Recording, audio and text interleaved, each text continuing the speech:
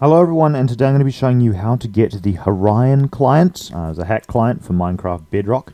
They have, fortunately, now updated it to 1.20.1, which means running the latest version of Bedrock Minecraft will now work for installing and using the injector. So first you're just going to head to horion.download, or we can just look up Horion client, should be the top result. We'll get 3 buttons here, and you're just going to want to hit the download button.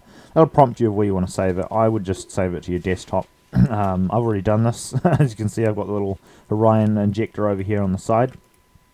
But you can go ahead and do that. Next, you're just going to want to load up the game, as a core difference in Bedrock versus Java installation. So once it has been loaded up in 1.20.1 of Bedrock, we can just go ahead and hit the Horion injector, which will give us this little injector window, and we're going to hit inject, which will go ahead and pretty well instantly inject the client into the Minecraft Bedrock here. And after that, we're pretty much done, but I'm just going to go ahead and create a new world just to demonstrate sort of the basics of how to use it as well. Alright, so once you've loaded up a new world, I'm just going to go ahead and full screen this real quick.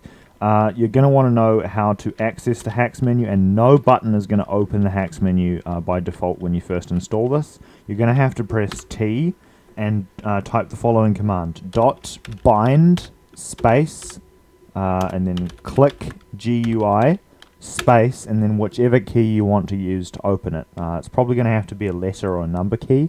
I would recommend using the P button as the click GUI keybind.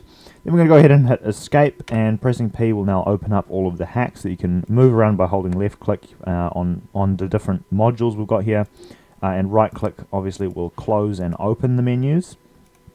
Left click will enable the different hacks, left click will also disable.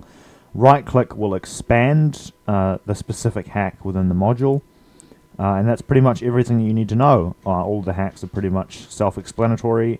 They do what they say they do, basically.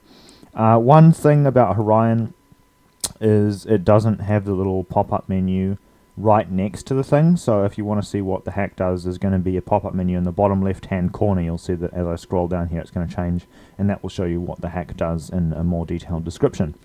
Anyway, that's how you install the Horion Hacked client. Thank you for watching, and have a nice day. Goodbye.